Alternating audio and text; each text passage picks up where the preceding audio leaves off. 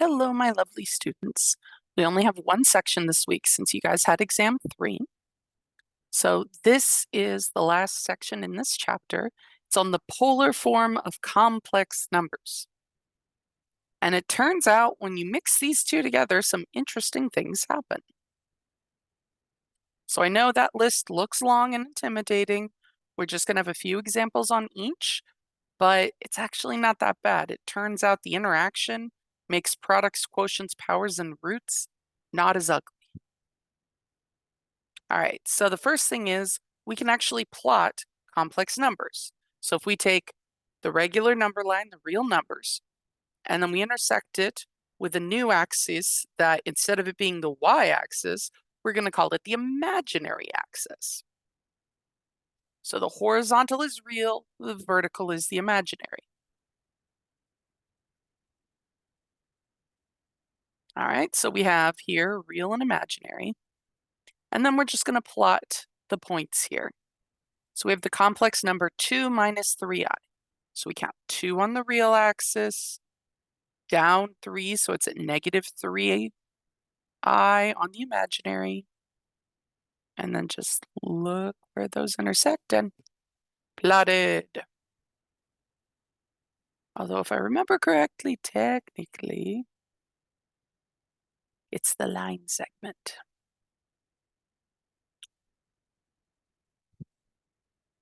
And then our 1 plus 5i, 1 over 5 up, way up here.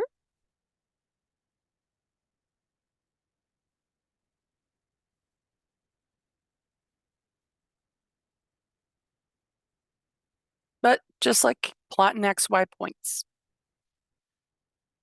All right. So we have this thing called the absolute value of a number.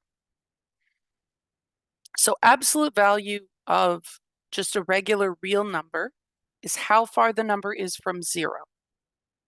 So 2 is 2 units from 0.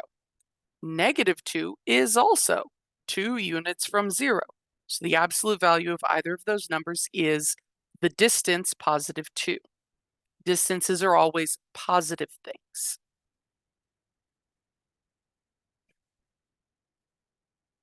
So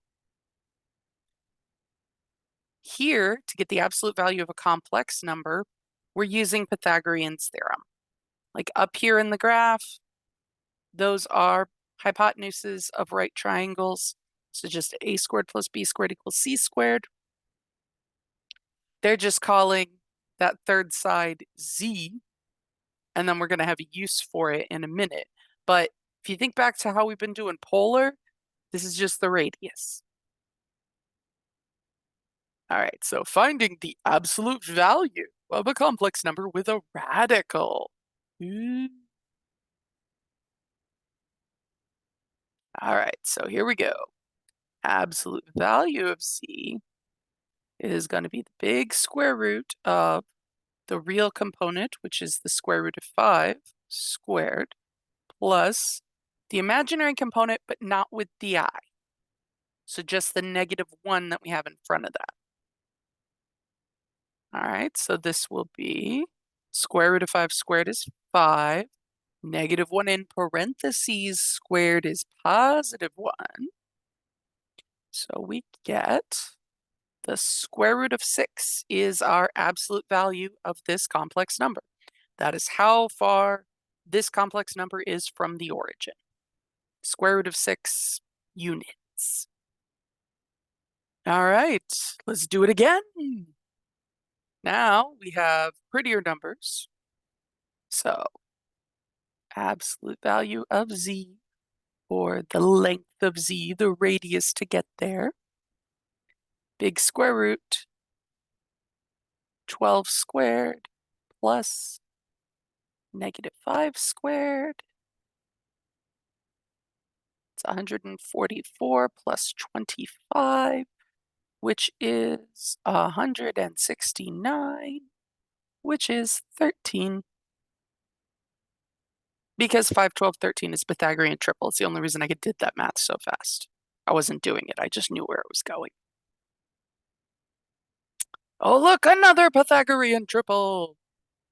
So the absolute value of this number's distance from the origin, big square root, 3 squared plus just -4, not with the I, -4 squared equals 9 plus 16, which is 25. So the square root of 25 is 5, because 3, 4, 5 is our nice smallest whole number Pythagorean triple.